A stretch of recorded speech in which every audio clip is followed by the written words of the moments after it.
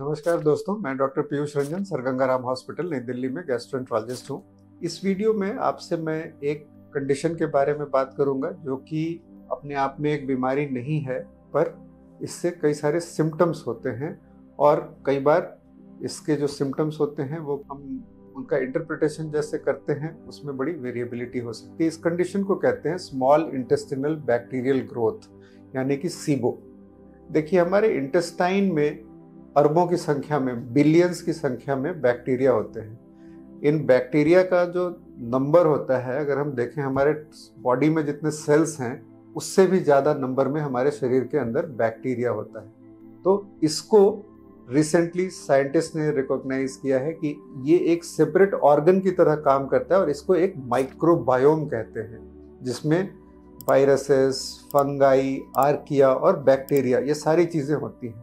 जैसे जैसे हम स्मॉल इंटेस्टाइन से, फूड पाइप से, स्टमक से, स्मॉल इंटेस्टाइन से आगे बढ़ते हैं, ये बैक्टीरिया का नंबर बढ़ता जाता है।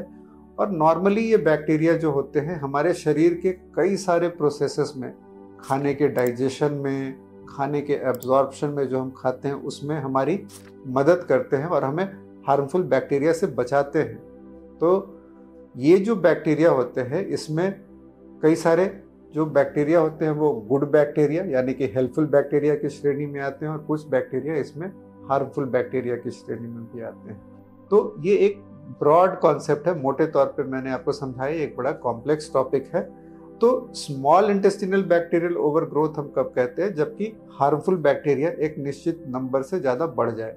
तो इसको देखने के लिए कहते हैं कि 10⁶ से ज़्यादा अगर हम छोटी आंत से फ्लूइड लें और उसको कल्चर करें और उसमें किसी भी बैक्टीरिया की संख्या 10⁶ से ज़्यादा हो तो इसको स्मॉल इंटेस्टिनल बैक्टीरियल ओवरग्रोथ कहते हैं। ये कोई एक बैक्टीरिया नहीं, सारे बैक्टीरिया के नंबर से। तो स्मॉल इंटेस्टिनल बैक्टीरियल ओवरग्रोथ होता क्यों है और इसके सिम्टम्स क्या होते हैं? देखिए, स्मॉल इंटेस्टिनल बैक्टीरियल ओवरग्रोथ को अगर हम समझें तो ये दो सेट ऑफ सिचुएशंस में हो सकता है। एक जिसमें आंतों में रुकावट हो, जैसे क्रोन्स डिजीज हो, या कोई आंतों की टीबी हो जिसमें आंतों में रुकावट हो, तो उसके रुकावट से ऊपर जो फ्लूइड का स्टेसिस होता है उसके कारण बैक्टीरियल ओवरग्रोथ हो सकता है। ज़्यादातर हम उस कंडीशंस में इसको देखते हैं जिसमें आंतों की चलने की मूवमेंट गड़बड़ हो। और तीसरी कंडीशन ये होती है कि हमारे खान पान के बदलाव के कारण। दूसरा, एंटीबायोटिक्स, आजकल हम जुकाम, खांसी, कुछ भी हो, एक दिन का बुखार हो, उसमें हम एंटीबायोटिक्स बहुत लेते हैं। तो इन एंटीबायोटिक्स के कारण पेट का जो हेल्दी बैक्टीरिया होता है वो मर जाता है और जो हार्मफुल बैक्टीरिया होता है वो थ्राइव करता है, वो मल्टीप्लाई करता है। तो ये जो चीज़ें होती हैं ये स्मॉल इंटेस्टिनल बैक्टीरियल ओवरग्रोथ का कारण होती हैं। इसके अलावा बहुत सारी बीमारियों में, लिवर सिरोसिस में ये देखा गया है कि स्मॉल इंटेस्टिनल बैक्टीरियल ओवरग्रोथ होता है और ये लिवर की बीमारी को और ख़राब करने में अपना रोल प्ले करता है। तो उसको कंट्रोल करके भी लिवर की बीमारी को आगे बढ़ने से रोका जा सकता है। इस तरह का भी काफ़ी सारा रिसर्च है। कॉमन कंडीशन में अगर हम देखें तो इस तरह की जो पेट का बैक्टीरिया गड़बड़ हो तो उस कंडीशन को डिसबायोसिस कहते हैं, यानी कि हेल्दी बैक्टीरिया जो है वो कम हो गया और हार्मफुल बैक्टीरिया जो है वो बढ़ गया।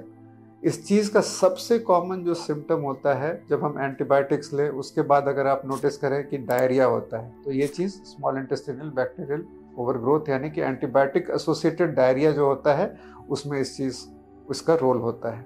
इसके अलावा जब डिसबायोसिस हो, नॉर्मल कंडीशन में भी खाने पीने में कई सारी चीज़ें इसको अफेक्ट करती हैं, जैसे प्रोसेस्ड फूड अगर हम लेते हैं तो वो पेट में हार्मफुल बैक्टीरिया के ग्रोथ को ये करता है। तो जो लोग काफ़ी ज़्यादा जंक फूड जिसको कहते हैं अल्ट्रा प्रोसेस्ड फूड, उसके इंटेक के कारण होता है। और इसके symptoms irritable bowel syndrome, IBS एक कंडीशन होती है जिसके बारे में मेरा एक अन्य वीडियो है जिसमें इसके बारे में डिटेल से बताया गया है।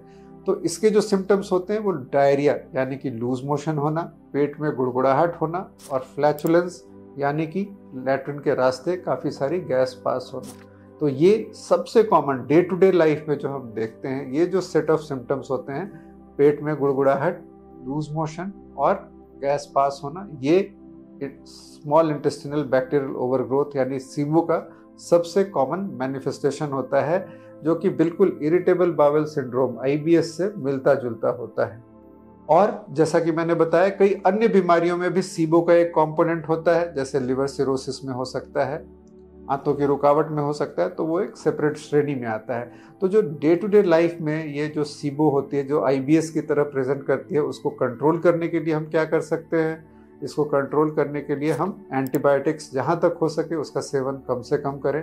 दूसरा, अगर हम प्रोसेस्ड फूड काफ़ी ज़्यादा लेते हैं वो अवॉइड करना चाहिए, और प्रीबायोटिक्स जो चीज़ें हेल्दी बैक्टीरिया के लिए यूज़फुल हो सकती है डाइट में उसको लें, यानी कि वेजिटेबल्स, फ्रूट्स, स्प्राउट्स, ये चीज़ें होती हैं जो प्रीबायोटिक्स के तौर पे काम करती हैं।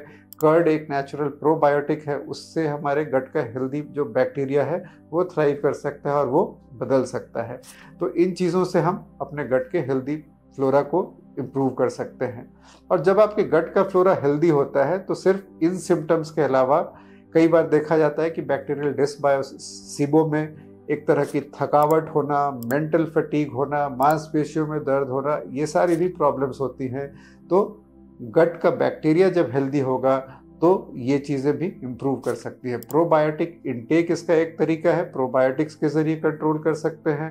या जब बैक्टीरिया काफ़ी ज़्यादा बढ़ रहा हो और उससे सिम्टम्स हो रहे हों तो कुछ एंटीबायोटिक्स होते हैं, जिसमें रिफैक्सिमिन एक एंटीबायोटिक है, जिसके पीरियोडिक यूज से हम इसको कंट्रोल कर सकते हैं और इन सिम्टम्स से छुटकारा पा सकते हैं। तो SIBO को डायग्नोज करने का जो तरीका होता है वो ब्रेथ टेस्ट के ज़रिए होता है, जिसमें आप एक मशीन में फूंकते हैं और बैक्टीरियल जो प्रोडक्ट्स होते हैं, जिसमें सबसे कॉमन हाइड्रोजन होता है, तो हाइड्रोजन ब्रेथ टेस्ट इसको डायग्नोज करने का एक सबसे आसान तरीका होता है, जो कि अब काफ़ी हद तक अवेलेबल भी है।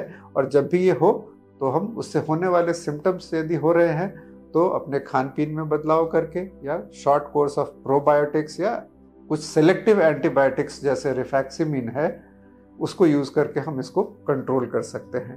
तो ये एक कंडीशन है जो कि कई सारे इसके मैनिफेस्टेशन हो सकते हैं, और जब भी ये हो तो आप इसके लिए उचित टेस्ट के ज़रिए, यानी कि हाइड्रोजन ब्रेथ टेस्ट जो कि कई जगह पे अवेलेबल नहीं होता है, ये करके इसको डायग्नोज करके ट्रीट कर सकते हैं। इस वीडियो में दी गई जानकारी अगर आपको अच्छी लगे तो आप अपने फैमिली मेम्बर्स और फ्रेंड्स के साथ इसको शेयर कर सकते हैं। धन्यवाद।